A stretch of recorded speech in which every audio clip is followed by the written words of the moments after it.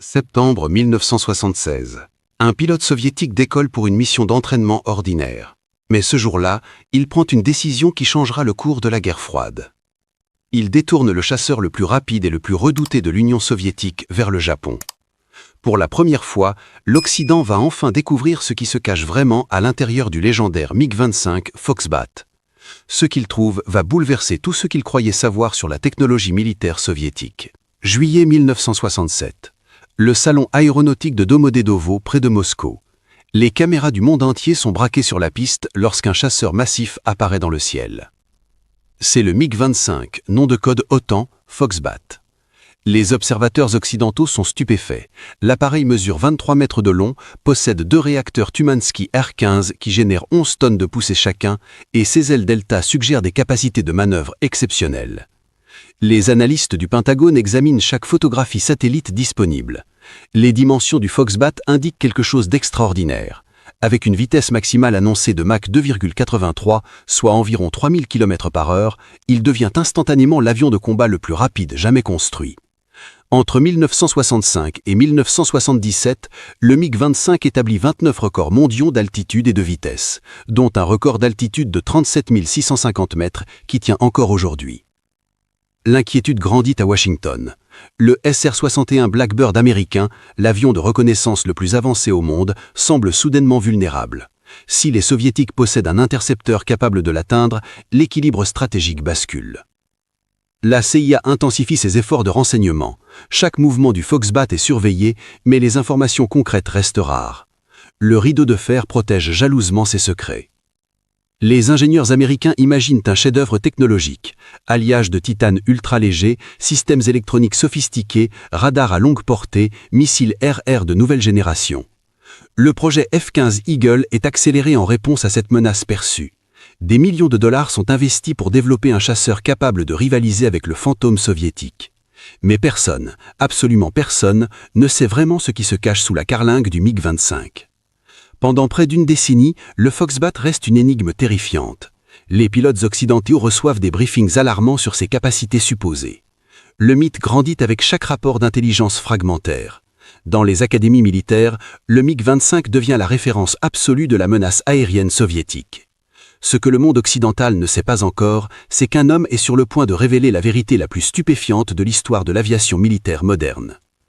Si cette histoire vous captive déjà, laissez un commentaire avec le mot Foxbat et abonnez-vous à l'énigme militaire pour ne manquer aucun secret de l'histoire militaire. Base aérienne de Tchougouïevka, Union soviétique, printemps 1976. Située dans l'extrême-orient russe, à environ 100 km de Vladivostok, cette installation militaire abrite le 513e régiment de chasse de l'aviation de la défense aérienne soviétique. Les hangars en béton gris s'étendent sur plusieurs kilomètres. Les tours de contrôle surveillent constamment le ciel, guettant toute intrusion américaine ou japonaise dans l'espace aérien soviétique. Le lieutenant Viktor Ivanovitch Belenko a 29 ans. Diplômé de l'école d'aviation militaire d'Armavir en 1971, il accumule plus de 1000 heures de vol sur différents types d'appareils avant d'être affecté au MiG-25P, la variante d'intercepteur. Son uniforme vert olive porte les insignes de pilote de première classe. Mais derrière cette façade de soldats soviétiques exemplaires se cache une profonde désillusion. Les conditions de vie sur la base sont déplorables. Les casernes manquent de chauffage adéquat malgré les hivers rigoureux de la région. La nourriture est monotone, souvent de médiocre qualité. Les salaires sont dérisoires, ne permettant même pas d'acheter des produits de base sur le marché noir florissant. Belenko voit ses collègues sombrer dans l'alcoolisme, une épidémie silencieuse qui ronge l'armée soviétique. Les promesses du communisme semblent bien loin de cette réalité grise et oppressante. Sur le plan personnel, sa vie s'effondre. Son mariage avec Ludmila bat de l'aile. Elle projette de divorcer et de lui retirer la garde de son fils de 3 ans. Les disputes sont fréquentes, l'appartement minuscule qu'il partage ne fait qu'amplifier les tensions. Belenko se sent piégé, non seulement par sa situation familiale, mais par un système entier qui étouffe toute forme d'aspiration personnelle. Professionnellement, sa frustration atteint son comble. Belenko soumet régulièrement des suggestions d'amélioration concernant les procédures de vol et la maintenance du MiG-25. Toutes sont ignorées ou rejetées par la hiérarchie rigide. Il constate les déficiences techniques de l'appareil. Consommation excessive de carburant, systèmes électroniques capricieux, limitations opérationnelles strictes. Mais critiquer ouvertement équivaudrait à une trahison. Le KGB surveille constamment les pilotes ayant accès à du matériel classifié.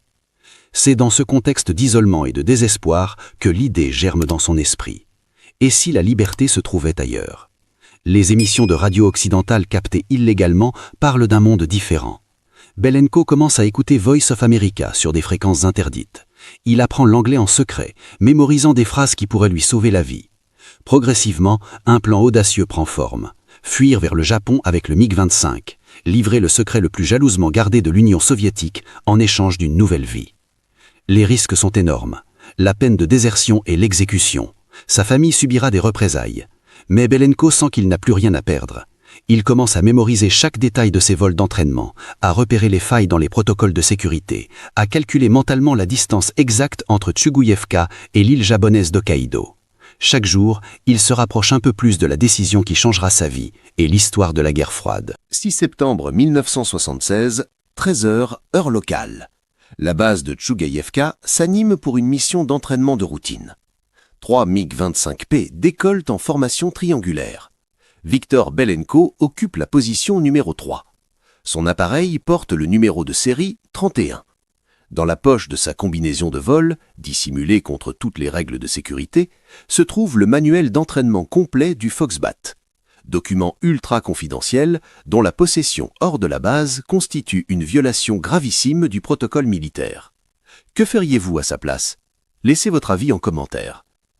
Le briefing météorologique annonce un ciel partiellement couvert, visibilité correcte. Les 3 pilotes effectuent les vérifications standards. Rien dans le comportement de Belenko ne trahit ses intentions. Il salue ses camarades avec le détachement habituel d'un professionnel chevronné. Les réacteurs Tumansky rugissent. À 13h16, les 3 chasseurs s'élancent sur la piste de 3500 mètres et s'élèvent rapidement dans le ciel sibérien. Les 15 premières minutes se déroulent normalement. La formation vole cap sud-est, suivant le plan de vol approuvé. Puis, à 13h31 précisément, Belenko rompt brutalement la formation. Sans communication radio, il vire sèchement vers l'est et pousse les manettes de gaz au maximum. Les 2 autres pilotes, stupéfaits, tentent de le contacter. Silence absolu. En quelques secondes, le MiG-25 de Belenko disparaît de leurs écrans radars.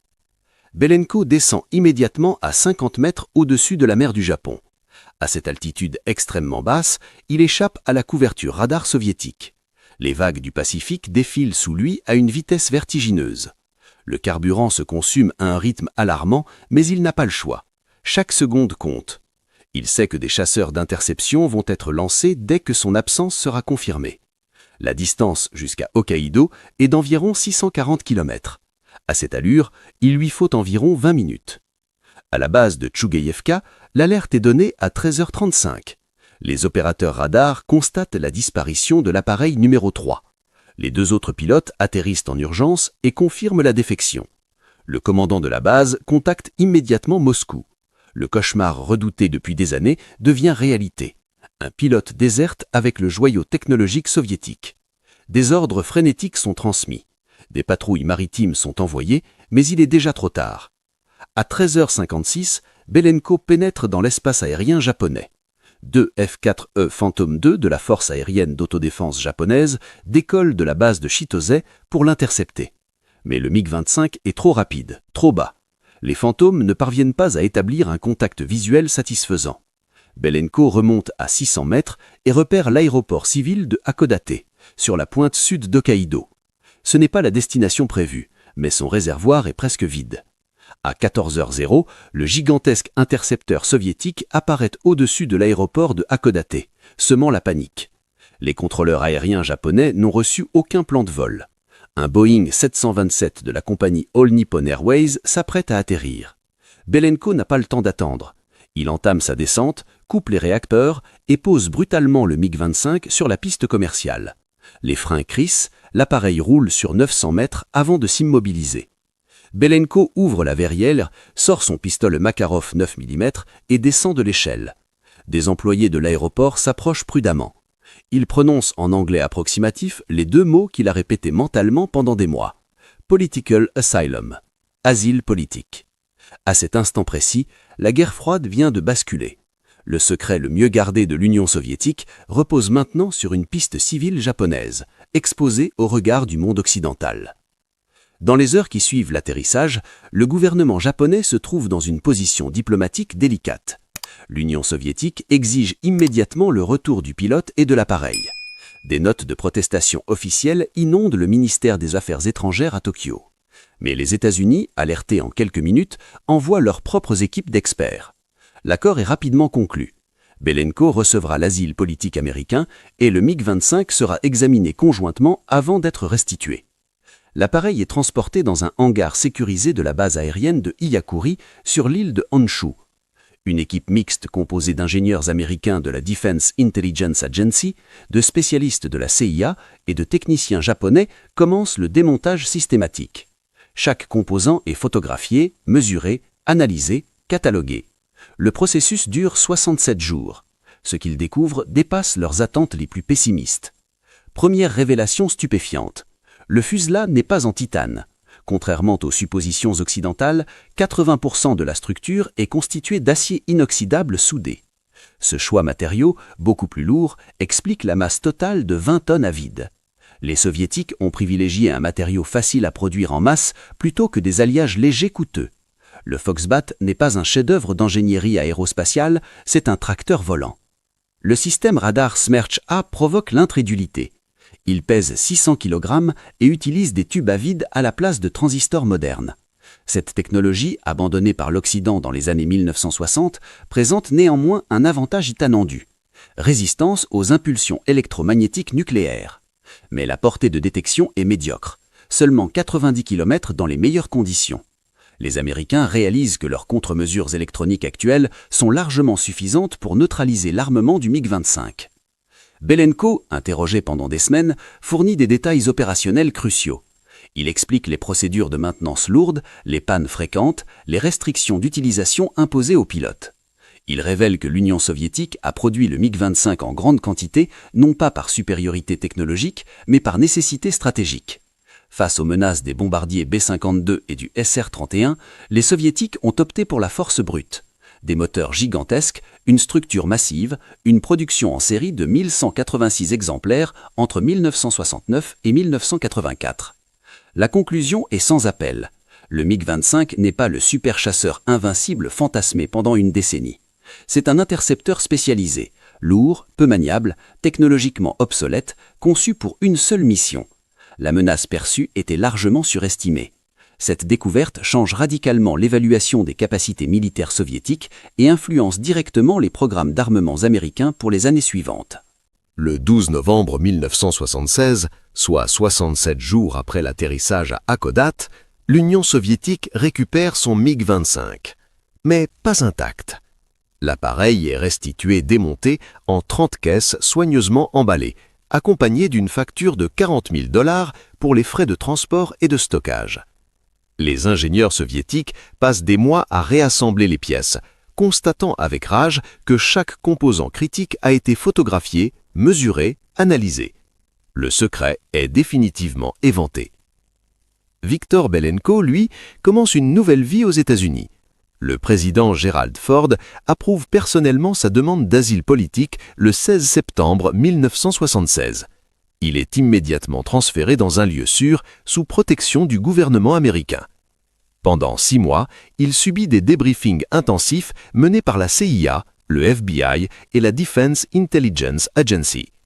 Chaque détail de sa carrière militaire, chaque conversation avec ses supérieurs, chaque observation technique est minutieusement documentée. Les services de renseignement occidentaux exploitent massivement ces informations. Le programme F-15 Eagle, déjà avancé, est ajusté pour capitaliser sur les faiblesses identifiées du Foxbat. Les tactiques d'engagement aérien sont revues. Les pilotes de l'OTAN reçoivent de nouveaux briefings précis sur comment exploiter les limitations du MiG-25 en combat. L'avantage psychologique bascule. Le chasseur soviétique n'est plus une menace insurmontable, mais une cible identifiée. En Union soviétique, les conséquences sont sévères. Le commandant de la base de Tchouguievka est démis de ses fonctions et rétrogradé. Plusieurs officiers responsables de la sécurité sont traduits devant des tribunaux militaires. Les procédures de contrôle des pilotes de chasse sont durcies dramatiquement. Le KGB intensifie la surveillance psychologique des aviateurs ayant accès à du matériel sensible. La famille de Belenko subit des pressions constantes. Son père perd son emploi. Son ex-femme est interrogée à répétition. Sur le plan diplomatique, l'incident crée une onde de choc dans les relations soviéto-japonaises. Moscou accuse Tokyo de complicité avec Washington dans ce qu'elle qualifie de vol organisé de propriétés militaires soviétiques. Le Japon maintient fermement sa position. Belenko a demandé asile, conformément au droit international. Les tensions persistent pendant plusieurs années, compliquant les négociations sur les territoires disputés des îles Kouriles. Belenko s'adapte progressivement à la société américaine. Il apprend l'anglais couramment, obtient la citoyenneté américaine et travaille comme consultant en aéronautique pour plusieurs entreprises de défense. Pendant des décennies, il vit sous une fausse identité pour échapper aux éventuelles représailles du KGB.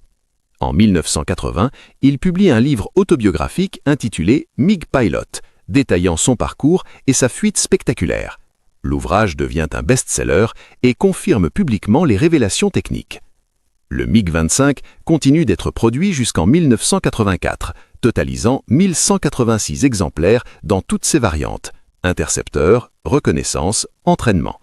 Malgré ses défauts révélés, il reste en service actif pendant plusieurs décennies dans plusieurs pays. L'Irak, la Syrie, la Libye, l'Algérie et l'Inde l'utilisent principalement pour des missions de reconnaissance à haute altitude où sa vitesse maximale conserve un avantage tactique. Certains exemplaires volent encore aujourd'hui dans l'armée algérienne. En 1984, l'Union soviétique le remplace officiellement par le MiG-31 Foxhound, évolution directe qui corrige les défauts majeurs. Électronique moderne, capacité de vol à basse altitude améliorée, meilleure maniabilité. Mais le mal est fait. La défection de Belenko et la découverte de la véritable nature du Foxbat ont durablement affecté la crédibilité technologique soviétique auprès des observateurs militaires occidentaux. L'histoire du MiG-25 enseigne une leçon fondamentale sur la perception et la réalité dans les conflits modernes. Pendant près d'une décennie, un appareil technologiquement obsolète a terrorisé l'Occident par sa seule réputation. La propagande soviétique, les photos spectaculaires, les records mondiaux ont créé un mythe plus puissant que la réalité technique, jusqu'à ce qu'un homme courageux, désespéré, décide de révéler la vérité au monde entier. Aujourd'hui, des exemplaires du MiG-25 sont exposés dans plusieurs musées d'aviation militaire à travers le monde. Le numéro 31, celui piloté par Belenko, n'existe plus. Mais son héritage persiste dans les archives de la guerre froide, rappelant que même les secrets les plus gardés peuvent être révélés par un seul individu déterminé à changer son destin. L'histoire du MiG-25 Foxbat et de Viktor Belenko reste l'un des chapitres les plus fascinants de la guerre froide. Un chasseur mythique démystifié. Un pilote qui a tout risqué pour la liberté. Une révélation qui a changé l'équilibre stratégique entre superpuissances. Si vous avez apprécié ce documentaire, dites-nous en commentaire quel aspect vous a le plus surpris. Abonnez-vous à l'Énigme militaire pour découvrir d'autres secrets extraordinaires de l'histoire militaire. Activez la cloche de notification pour ne manquer aucune de nos révélations. Le prochain documentaire explore un mystère encore plus troublant qui vous laissera sans voix. À très bientôt.